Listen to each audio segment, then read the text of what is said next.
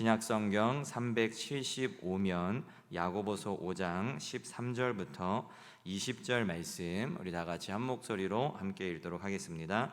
너희 중에 고난당하는 자가 있느냐? 그는 기도할 것이요. 즐거워하는 자가 있느냐? 그는 찬송할지니라. 너희 중에 병든 자가 있느냐? 그는 교회의 장로들을 청할 것이요. 그들은 주의 이름으로 기름을 바르며 그를 위하여 기도할지니라. 믿음의 기도는 병든 자를 구원하리니 주께서 그를 일으키시리라.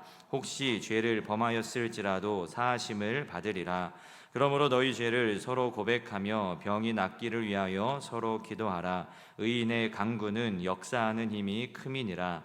엘리야는 우리와 성정이 같은 사람이로되 그가 비가 오지 않기를 간절히 기도한즉 3년 6개월 동안 땅에 비가 오지 아니하고 다시 기도하니 하늘이 비를 주고 땅이 열매를 맺었느니라. 내 형제들아, 너희 중에 미혹되어 진리를 떠난 자를 누가 돌아서게 하면 너희가 알 것은 죄인을 미혹된 길에서 돌아서게 하는 자가 그의 영혼을 사망에서 구원할 것이며 허다한 죄를 덮을 것임이라. 아멘. 할렐루야, 할렐루야, 아멘. 오늘도 이 저녁 하나님 앞에 나와 예배드리는 우리 동강의 모든 성도님들 가운데 하나님의 은혜가 충만하기를, 또 이 시간 하나님 앞에 기도하며 간구할 때 하나님의 뜻이 우리 성도들을 통하여서, 우리 교회를 통하여서 이루어지기를 간절히 소망합니다. 우리 서로 앞뒤 좌우를 바라보면서 인사하도록 하겠습니다. 잘 오셨습니다. 하나님이 우리와 함께 하십니다. 잘 오셨습니다. 하나님이 우리와 함께 하십니다. 아멘. 아멘. 때는 바야흐로 2주 전 오늘과 똑같은 본문과 같은 제목으로, 오늘은 이제 뒤에 숫자 2만 붙였는데 같은 제목으로 말씀을 전했습니다. 혹시 기억하시나요? 네, 사실 어제도 잘 기억하지 못하는데, 어제 뭘 먹었는지도 사실 잘 기억이 나지 않잖아요. 어제 점심을 뭘 먹었는데 뭘 먹었는지 기억하기가 굉장히 어렵습니다. 그래서 사실 어제 일도 잘 나지 않는데 지난주도 아닌 2주 전 말씀을 기억한다는 건 굉장히 어려운 일이죠. 네, 이해합니다. 충분히 이해하고요. 제가 항상 학생부 아이들에게 말씀을 전할 때마다 지난주 설교 내용에 대해서 이제 물어보곤 합니다. 그런데 아이들도 거의 기억을 못해요. 기억력이 한참 좋을 때지만 설교자가 문제인 건지, 말씀을 듣는 아이들이 문제인 건지, 뭐가 문제인 건지는 잘 모르겠지만 어찌됐든 아이들도 사실 기억을 잘 못합니다. 지난주 말씀, 걔네들은 새벽 예배도 안 드리고 수요 예배도 안 드리고 하는데 그 말씀도 기억하지 못하더라고요. 그나마 요새는 이제 주보에 제가 이제 설교를 좀 쓸 수 있도록, 그래서 설교를 잘 쓴 아이들에게는 이제 시상도 하고 하기 때문에 이제 설교를 쓰는 아이들은 그나마 좀 이제 한 주 전에 설교를 이제 기억하고 이제 대답하는 모습이 이제 최근에 이제 좀 나오고 있습니다. 어찌됐든 우리가 지난번 말씀을 사실 잘 기억하지 못하기 때문에 기억을 깨우기 위해 다시 한번 간략하게 말씀을 드리자면, 믿음의 기도는 고난을 이기는 힘과 능력이 있다라고 말씀을 드렸죠. 그래서 우리 말씀 중에 13절 말씀을 통하여서 고난 당하는 자가 있느냐? 그는 기도할 것이요 라는 말씀을 가지고 이 믿음의 기도가 고난을 이기는 힘과 능력이 있다라고 말씀을 드렸어요. 그래서 이제 초원이라는 스마트폰 어플을 개발한 그 젊은 청년 CEO인 김민준 대표에 대해 이야기하면서, 그가 어려움과 고난 속에서 이제 하나님께 그 문제를 놓고 기도했을 때 하나님이 응답하시며 생각지 못한 방법으로, 또 생각지 못한 만남을 하나님께서 이렇게 주선하셔서 그 만남을 통해, 그 방법을 통해 해결해 주셨음을 이야기를 했고, 그리고 그처럼 우리도 믿음으로 기도하면 그러한 어려움들을, 고난을 이길 수 있다라고 말씀을 드렸죠. 그리고 또 믿음의 기도는 병든 자를 낫게 하는 힘과 능력이 있다라고 말씀을 드렸습니다. 야고보서를 쓴 저자는 예수님의 동생 야고보이죠. 예수님의 형제입니다. 친형제 야고보가 이 야고보서를 썼어요. 그런데 이 야고보는 예수님께서 살아 있을 때는 예수님을 믿지 않았습니다. 그래서 그가 행하신 기적들을, 치료의 일들도 그냥 소문으로만 들었지 그 기적에 대해, 그 치료에 대해 믿지 않았지만 죽음에서 부활하신 예수님을 만나면서 이제 그가 예수님을 믿게 됩니다. 그리고 예수님께서 행하신 놀라운 기적들도 믿게 되었죠. 그리고 자신도 그 예수 그리스도를 믿는 믿음을 가지고 기도하면 놀라운 응답의 역사가 일어난다라는 것을 이제 깨달았고, 실제로 그러한 일들이 이제 초대교회의 중요한 기둥의 역할을 감당하고 있었던 그 야고보를 통해 또 그 초대교회 가운데 여러 기적과 이적들이, 표적들이 나타나는 것들을 경험하게 되었죠. 그렇기에 야고보는 믿음의 기도, 예수 그리스도의 이름을 의지하며 드리는 기도가 병든 자들을 회복하고 치료한다고 유대인 그리스도인 공동체에 이 야고보서를 쓰면서, 이 편지를 보내면서 확실하고 단호하게 이야기를 할 수 있었습니다. 왜? 자신이 경험했기 때문에, 자신이 보고 듣고 실제로 경험했기 때문에 이 유대인 공동체에게 편지를 쓰면서 믿음의 기도가 병든 자를 치료한다, 낫게 한다라는 확실함을 가지고 이야기를 할 수 있었던 것이죠. 이처럼 믿음의 기도는 고난을 이기게 하고 병든 자를 낫게 합니다. 이제 기억나시죠? 네. 그러면 또 어떤 것이 믿음의 기도일까? 우리가 읽은 본문을 통해 살펴보면 중보기도도 믿음의 기도로 의인의 간구는 역사하는 힘이 크다라는 사실을 알게 돼요. 우리 16절 말씀을 다시 한번 읽어보도록 하겠습니다. 야고보서 5장 16절입니다. 시작. 그러므로 너희 죄를 서로 고백하며 병이 낫기를 위하여 서로 기도하라.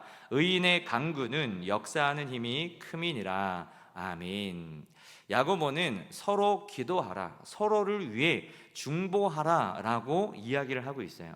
중보기도란 우리가 잘 알고 있듯이 다른 사람을 위해 하는 기도를 이야기합니다.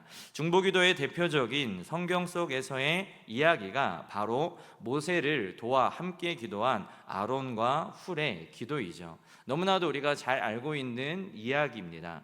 출애굽기 17장을 보면 이스라엘 백성들과 아말렉 사이에 전쟁이 일어나게 되는데, 그때 여호수아는 이제 군대를 이끌고 이제 아말렉과 싸우러 나가고, 모세는 아론과 훌을 데리고 이제 산꼭대기에 올라가게 됩니다. 그리고 산꼭대기에서 모세가 손을 들면 이스라엘이 이기고 손을 내리면 아말렉이 이기는 상황이 연출이 되죠. 여기서 손을 들었다라는 것은 기도했다라는 것으로 해석을 하는데, 그 이유는 성경에서 기도의 표현으로 손을 들어 간구하는 모습이 종종 나오기 때문이에요. 그러니까 모세가 그냥 지팡이를 들고 손만 들은 것이 아니라 하나님 앞에 그 전쟁이 이길 수 있도록, 여호수아와 그 이스라엘 군인들이 잘 싸울 수 있도록 이길 수 있는 중보 기도를 모세가 산꼭대기에서 했던 것이죠. 이렇게 모세가 손을 들고 전쟁 중인 이스라엘을 위해 중보 기도했을 때, 그리고 모세가 피곤하여 팔이 내려가면 아론과 훌이 팔을 받쳐 들고 또 함께 셋이서 중보 기도했을 때 이스라엘은 아말렉과의 전쟁에서 이길 수 있었습니다. 예전에도 한번 소개해드린 기도와 관련된 영화가 있습니다.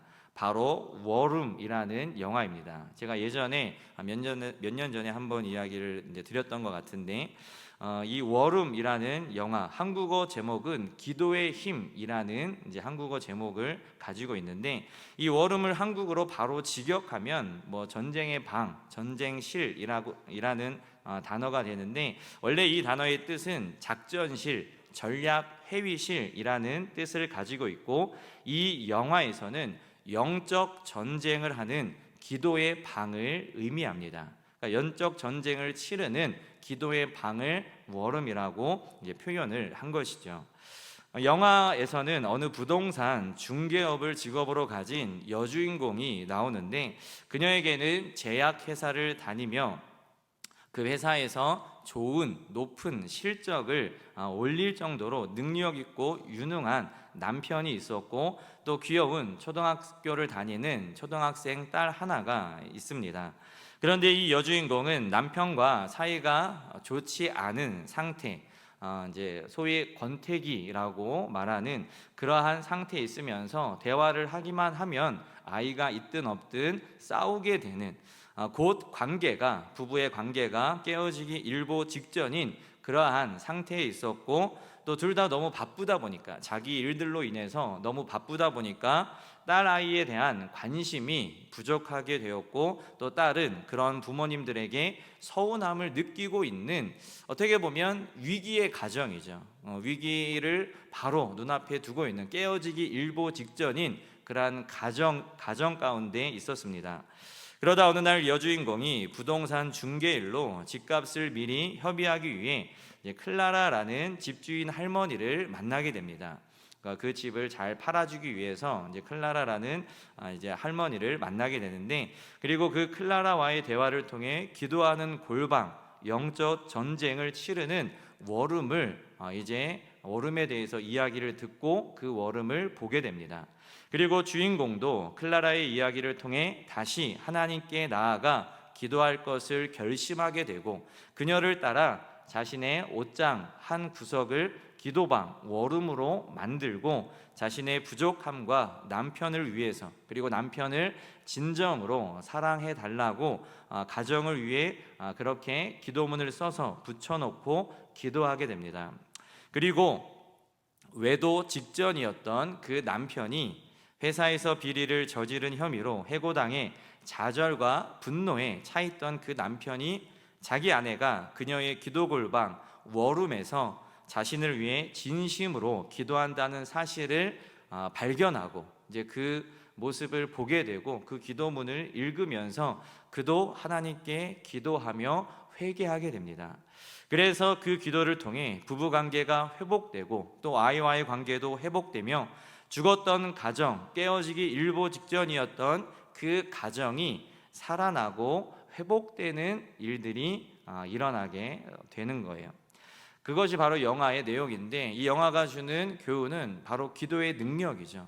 그 아내가 남편을 위해서, 가정을 위해서, 또 딸을 위해서 중보 기도했을 때 그 남편이 돌이키고 하나님께로 돌아오는 그 기도의 능력, 중보 기도에 힘이 있고 능력이 있다라는 사실을 그 영화를 통해 알 수가 있었습니다. 이 모든 것은 여주인공이 남편을 위해 기도했을 때, 가정을 위해, 자신의 아이를 위해 기도했을 때 일어난 일이었죠. 이처럼 믿음의 중보 기도에는 변화시키고 바꾸는 능력이 있습니다. 영적 전쟁에서 이기게 하는 힘이 있다라는 것이죠. 그런데 오늘 말씀을 보면 야고보는 의인의 강구는 역사하는 힘이 크다라고 또한 뒤이어서 이야기를 하고 있어요. 여기서 의인은 히브리어로 이시 차디크라는 단어인데, 여기서 차디크는 의로운, 공정한, 올바르게 행하다라는 의미를 가진 단어로, 타락한 시대적 상황에서, 그러니까 타락한 이 시대 가운데 그래도 경건하고 정직하게 살려고 노력하는 사람, 하나님의 뜻을 구별하여서 행하는 자, 그 사람을 바로 의인이라고 이야기를 하고 있는 겁니다. 특별히 야고보는 이 단어 앞에 정관사를 쓰지 않았는데, 이는 의인에 대해 어떤 특정한 사람만을 가리키는 것이 아니라 하나님과 바른 관계, 온전한 관계를 가지고 있는 성도라면, 그 사람이라면 누구나 그 강구와 중보 기도에 역사하는 힘이 크다라는 것을 말해줍니다. 사실 우리 인간은 누구나 하나님 앞에 의인일 수가 없죠. 성경에서도 의인은 없나니 하나도 없다라고 분명히 말하고 있습니다. 이처럼 하나님 앞에 완벽하고 완전한 의인은 없지만, 하나님의 은혜와 사랑으로 온전한 관계 가운데 있는 사람들을 하나님께서는 의인으로 인정해 주신다라는 거예요. 의인으로 불러 주신다라는 것이죠. 그것이 바로 칭의죠. 칭의. 믿음, 예수 그리스도를 믿음으로 말미암아 구원받고 하나님을 믿게 된 하나님의 자녀들, 그 하나님의 자녀들이 하나님 앞에 완전한 의인일 순 없지만 하나님과의 온전한 관계를 이룬 자들을 하나님께서 의인으로 불러주시는 것, 그것이 바로 하나님의 은혜이고 그것이 바로 칭의입니다. 그렇기에 우리는 먼저 의인이 되어야 합니다. 오늘 말씀을 통해 알 수 있듯이 의인이라고 해서 특별한 사람이 아니에요. 의인이라고 해서 무언가 특별함을 가지고 있는 대단한 사람을 가리키는 것이 아니다라는 것이죠. 그냥 하나님과 바른 관계에 있는 성도라면 이 어두운 시대, 타락한 시대 가운데서도 그래도 경건하고 정직하게 살려고 하나님 앞에 정직하게 올바르게 하나님의 말씀을 지키면서 살려고 몸부림치는 성도라면, 그렇게 살기를 노력하는 성도라면, 하나님과의 온전한 관계를 이루기에 힘쓰는 성도라면 그 사람이 바로 의인이다라는 것이죠. 오늘 본문에서도 특별한 사람이 아닌 평범한 사람으로 야고보가 이야기한 인물이 나오죠. 그 인물이 바로 엘리야입니다. 하지만 우리가 보기에 엘리야는 평범한 사람이 아닌 특별한 사람이죠. 사실 이스라엘의 위대한 선지자 중에 한 사람이고, 엘리야는 죽음을 보지 않고 죽지 않고 하늘로 승천한 성경의 인물 가운데 한 사람입니다. 에녹과 엘리야와 예수님이 승천하셨죠, 하늘로. 그 사람 가운데 한 사람이 엘리야인데, 야고보는 그러한 엘리야를 특별한 사람이 아닌 평범한 사람으로 이야기를 하고 있어요. 그래서 사실 야고보가 평범한 사람으로 예를 든 엘리야는 그 예에 전혀 맞지 않아 보이는 것이 사실이죠. 그러면 왜 하필 예를 들어도 이스라엘 사람들이 위대한 지도자요 선지자로 생각하는 사람 중 한 사람인 엘리야를 이 야고보가 예로 들었을까? 왜냐하면 엘리야도 연약한 모습을 보였기 때문이에요. 그가 갈멜산에서 누가 진짜 참 신이며 여호와인지를 보여주는 850대 1의 대결을 하게 됩니다. 그래서 바알과 아세라 선지자들 850명과 하나님의 선지자 엘리야가 대결을 하게 되죠. 그리고 그 대결에서 이기고 나서 또 3년 동안의 가뭄을 끝낸 그런 비를 내리게 하고 나서 이제 이세벨로부터 자신을 죽이겠다라는 협박을 듣게 됩니다. 그러니까 이세벨이 엘리야를 찾아 그 바알과 아세라 선지자들을 엘리야가 다 죽인 것처럼 너도 그렇게 만들겠다라는 협박을 듣게 되는 것이죠. 그리고 그 이야기를, 그 협박을 들은 엘리야는 광야로 도망치는데 한 로뎀나무 아래 앉아 하나님께 지금 자신의 생명을 거두어 달라고 구하게 됩니다. 그리고 지쳐 쓰러지게 되죠. 그 로뎀나무 아래 앉아 하나님 앞에 그냥 나를 지금 여기서 죽여 주십시오라고 기도한 후에 지쳐 쓰러지게 돼요. 그만큼 엘리야는 지친 상태였습니다. 그에게 번아웃이 찾아온 것이죠. 번아웃은 타버리다, 소진하다라는 뜻으로 번아웃 증후군이라는 그러한 이제 질병이 있는데, 이는 정신적, 신체적 피로로 인해 무기력해지는 증상을 뜻하는 용어로 이제 심리학 용어입니다. 다른 말로는 탈진 증후군 또는 연소 증후군, 소진 증후군 등으로 불리는데, 우리가 잘 알고 있는 단어는 바로 번아웃이라는 단어이죠. 이 번아웃 증후군의 증상은 우울증과 자기 혐오 등 다양하게 나타난다고 합니다. 한 가지 일에 몰두하던 사람이 갑자기 모든 에너지가 소진되면서 극도의 무기력증에 시달리다 업무에 적응하지 못하는 그러한 경우를 이제 번아웃이 왔다라고 이야기를 하죠. 우울증과 증상이 매우 비슷하며 번아웃 증후군으로 판정된 사람들이 우울증 진단 기준을 충족하는 경우가 많다고 합니다. 그러니까 번아웃이 오면 무기력증과 함께 우울증도 오게 되고, 우울증이 심해지면 이제 자살까지 이어지는 경우가 있다라는 것이죠. 또한 많은 시간을 일에 몰두했지만 기대한 보상을 얻지 못하고 좌절감을 느끼는 경우에도 이제 번아웃 증후군을 겪는다고 합니다. 엘리야는 그 중에 기대한 보상을 얻지 못하고 좌절감을 느껴 번아웃 증후군이 오게 되었습니다. 그는 850대 1의 대결에서 승리를 하면, 그리고 바알과 아세라 선지자들을 다 그렇게 없애면 상황이 달라질 줄 알았습니다. 아합이 회개하고 이세벨이 통해 자복하며 살아계신 하나님을 인정하고 우상을 없애고 하나님께로 돌아올 것이라는 기대가 그에게 있었던 거예요. 그러니까 이제 아합과 이세벨이 하나님의 선지자들을 다 잡아 죽였고, 이제 엘리야가 볼 때는 자기밖에 남은 사람이 없다라고 생각을 했어요. 하나님의 선지자가 이제 자기밖에 남지 않았다. 물론 이제 호렙산에서 하나님이 말씀하신 이제 숨겨두신 하나님의 선지자 3,000명에 대해서 알게 되지만, 그 당시까지는, 이 대결을 할 때까지는 자기밖에 남지 않았다라는 생각을 가지고 있었어요. 그래서 850대 1의 싸움이 이제 하나님의 승리로 끝나면 상황이 역전되고 변할 줄 알았습니다. 아합과 이세벨이 변할 줄 알았어요. 하나님을 인정하고 하나님께로 돌아오고 우상을 다 없애는 그러한 일들이 일어날 줄 알았습니다. 그런데 기대했던 것과는 달리 오히려 그렇게 하나님의 일을 위해 열심히 목숨을 바쳐 순종했던 엘리야를 죽음으로 몰고 가는 그러한 상황이 되었던 것이죠. 그래서 기대했던 상황이 좌절되자, 소망했던 상황이 좌절되자 번아웃이 엘리야에게 찾아온 것입니다.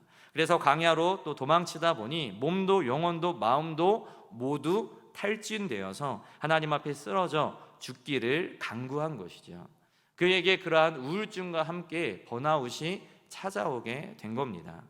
지금 이 시대를 보면 우울증과 공황장애 또 번아웃을 겪는 사람들이 굉장히 많이 있는 것을 보게 됩니다. 그런 것들이 이제는 이 세상을 살아가는 사람 누구라도 겪을 수 있는 지극히 평범한 것이 되었어요. 그리고 그것은 목회자도 예외가 아닙니다. 목사님 중에서도 우울증을 겪는 분들이 계시고 공황장애를 겪고 있는 분들이 있다라는 이야기를 들은 적이 있습니다. 그리고 위대한 선지자요 하나님의 사람인 엘리야도 그랬다라는 것이죠. 이처럼 엘리야도 우울증, 번아웃을 겪을 정도로 우리와 별반 다를 것 없는 지극히 평범한 사람이었습니다. 성경의 표현으로는 우리와 성정이 같은 사람이다라고 표현을 하고 있죠. 그래서 우리가 읽은 17절 말씀을 보면 엘리야는 우리와 성정이 같은 사람이로되라는 표현을 함으로써 우리와 별반 다를 것 없는 지극히 평범한 사람이다라고 말하고 있습니다. 여기서 성정이라는 것은 같은 감정과 같은 행동 양식을 가진 사람을 뜻하는 거예요. 그러니까 엘리야도 나와 같은 감정을 느끼고 나와 같은 행동을 하는 사람이다. 나와 다를 것 없는, 여러분들과 우리와 다를 것 없는 사람이다라는 것이죠. 그런데 그런 엘리야가 기도했을 때 3년 동안 비가 오지 않았고, 또다시 기도했을 때 3년의 가뭄이 끝나는 큰 비가 내렸습니다. 또 사로밧 과부에게 있는 병의 기름이 떨어지지 않았고 통에 밀가루가 떨어지지 않았으며 죽었던 과부의 아들이 다시 살아나고 또 하늘에서 불이 내려와 물에 젖어 있는 제물과 제단을 모두 태워 버렸습니다.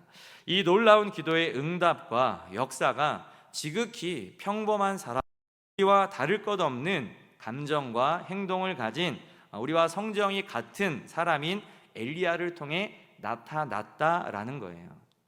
우리와 다를 것 없는데 그러한 놀라운 기도의 역사가 나타났다라는 것이죠. 이것은 우리도, 저와 여러분들도 하나님께 기도하면 이러한 놀라운 역사가 나타나고 응답이 나타날 수 있다는 사실을 보여주는 겁니다.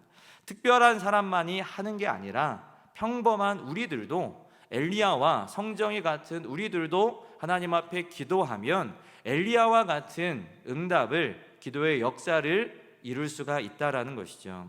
그러기 위해 우리는 먼저 의인이 되어야 합니다. 하나님과 바른 관계 안에 있어야 하고, 이 타락한 세상을 살아가면서도 그 안에서 경건하게 거룩하게 하나님의 뜻이 무엇인지 알고 그 뜻대로 살아가기를 노력하는 몸부림이 우리에게 있어야 한다라는 것이죠. 완전한 의인은 될 수 없지만 하나님 앞에 온전히 살아가기를 힘쓰는 자들은 될 수가 있습니다. 하나님의 말씀을 지키기에 힘쓰는 자들은 될 수가 있다라는 것이죠. 그 사람이 바로 의인이다라는 거예요. 그래서 나의 기도를 통해, 여러분들의 기도를 통해 가정이 살아나고 자녀들이 살아나고 회복되며 교회가 살아나고 이 세상을 변화시킬 수 있기를 바랍니다. 여러분들이 의인이 되어서 하나님과의 온전한 관계, 이 세상에 물들지 않고 이 세상을 따라가는 것이 아니라 하나님의 말씀을 붙들고 그 말씀 안에서 살아가는, 오늘 새벽에도 제가 열왕기상 말씀을 가지고 말씀을 드렸죠. 아합은 감정에 휘둘리는 사람이었습니다. 그런데 나봇은 하나님의 말씀이 기준이 되는 사람, 하나님의 말씀에 붙들린 사람이었어요. 그래서 우리가 감정에 휘둘리는 신앙을 할 것이 아니라, 우리 안에 그러한 모습들이 많이 있죠. 기분이 좋으면 하나님을 잘 믿는 것처럼 그렇게 행동할 때가 있어요. 그런데 기분이 나쁘고 안 좋은 일이 생기고 어려움과 환난이 오면 하나님을 원망하고 하나님을 떠나는 그러한 모습, 하나님 앞에 그러한 원망의 모습이 우리 안에 있다라는 거예요. 감정과 나의 삶의 상황에 따라 믿음이 바뀌는 거예요. 우리 신앙의 모습이 바뀌는 거예요. 그 모습이 아합과 같은 모습이다라는 것이죠. 그런데 그러한 모습이 아니라 나봇과 같이 어떠한 상황이 있어도, 왕이 제안을 해도 하나님의 말씀의 뜻에 맞지 않으면 단호히 거절하고 하나님의 말씀을 붙들고 살아갔던 것처럼, 우리가 하나님의 말씀 안에서 그 말씀을 지키기에 힘쓰고 하나님과의 온전한 관계를 이루어서 정말 이 세상에서 경건하고 하나님의 말씀대로 살아가기를 몸부림치면서 노력하면서 살아갈 때 하나님 앞에 의인이 될 수 있다는 사실을 깨닫고, 그러한 의인이 되어서 하나님 앞에 기도하여서 그 놀라운 기도의 응답을 경험하는 저와 여러분들이 될 수 있기를 바랍니다. 특별히 중보 기도해야 돼요. 우리의 자녀들을 위해서, 우리의 가정을 위해서, 교회를 위해서, 서로를 위해서 함께 기도해야 됩니다. 너무나도 많이 힘들고 어려운 시대이죠. 그런데 지금뿐만 아니라 예전에도 힘들었어요. 조선시대 때에도 힘들었고, 일제시대 때도 힘들었고, 60년대, 70년대, 80년대, 90년대 다 힘들었습니다. 다 힘든 시대를 우리가 겪어왔어요. 편안한 시대가 생각해보면 없었어요. 그런데 그 시대 가운데서도 그리스도인들이 어떻게 했습니까? 기도했어요. 기도하니까 60년대, 70년대, 80년대 기도하니까 놀라운 부흥이 일어나고 놀라운 경제 발전이 일어나고 놀라운 일들이 일어났어요. 그때는 뜨겁게 기도했습니다. 밤을 새면서 기도했어요. 철야하면은 그냥 금요일 저녁에 와서 다음 새벽날까지 밤새도록 기도했어요. 그러한 기도가 있었고 기도원마다 사람들이 넘쳤습니다. 저도 초등학교 때 부모님이 이제 목사님이시니까, 아버지가 목사님이시니까 여름 방학이 되면 꼭 기도원에 갔어요. 한 일주일 있었어요. 일주일 들어가서 기도원에서 같이 이제 자기도 하고 먹기도 하고, 또 예전에도 한번 말씀드렸지만 그 기도원 이제 옆에 야영을 할 수 있도록, 그러니까 지금으로 말하면 이제 캠핑이죠. 저는 그때 캠핑을 했던 사람입니다. 캠핑을 하면서 이제 텐트를 치고, 저희 아버지가 또 그런 것들을 좀 이제 좋아하셨던 것 같아요. 그래서 이제 텐트를 치고 또 비가 오면은 도랑을 파가지고 뭐 물기를 내고 그러면서 거기서 자기도 하고 뭐 또 음식도 해 먹기도 하면서 그렇게 기도원에서 기도하면서 찬양하면서 그 기도 시간마다 했던 기억이 있어요. 그리고 또 그 기도원에서 조금 들어가면 약간 이제 산이 있는데 그 산에다가 이제 의자들을 만들어 놓고 마치 예수님이 산상수훈하듯이 강사님이 서서 설교를 하시면 이제 성도들이, 기도원에 온 성도들이 그 자리에 쭉 앉아서 강사님을 보고 이 말씀을 듣는 거예요.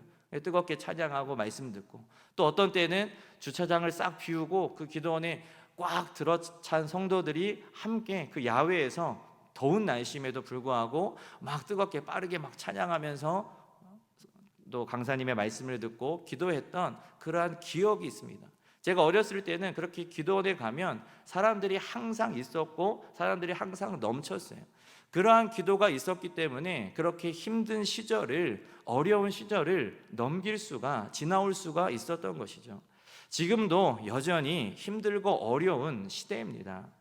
우리 성도들 가운데도 어려움을 당하고 있는 분들, 고통당하고 있는 분들, 정말 환난과 어려움 가운데 힘들어하고 있는 분들이 계실 텐데, 그럴 때 우리가 무엇을 해야 되느냐? 기도해야 된다라는 것이죠. 그리고 서로를 위해 기도해 줘야 돼요. 중보 기도해야 된다라는 것이죠. 그런데 그 중보 기도를 의인으로 하나님 앞에 바른 관계 안에서 온전한 삶을 살아갈 때, 하나님의 말씀을 붙들고 그 말씀 안에서 살아가는 의인 되어서 하나님 앞에 기도하면 그 강구하는 힘이, 역사가 크다라고 오늘 분명히 우리에게 말씀하고 있습니다. 그래서 오늘 이 시간 이 말씀을 붙들고 여러분들의 삶을 돌아보고, 정말 내가 하나님 앞에 의인인가, 하나님의 말씀을 붙들고 살아가고 있는가, 감정에 휘둘리는 신앙을 하고 있지는 않은가 돌아보고 오늘 말씀을 붙들며 하나님 앞에 기도하는 자들이 되기를 바라고, 또한 특별히 중보 기도할 수 있는 자녀들을 위해서, 또 가정을 위해서, 나라를 위해, 교회를 위해, 또 내가 알고 있는 성도들을 위해 함께 중보 기도할 수 있는, 그래서 그 중보 기도의 놀라운 능력이 우리 안에, 우리 교회 안에 일어날 수 있기를 간절히 소망합니다. 기도하겠습니다.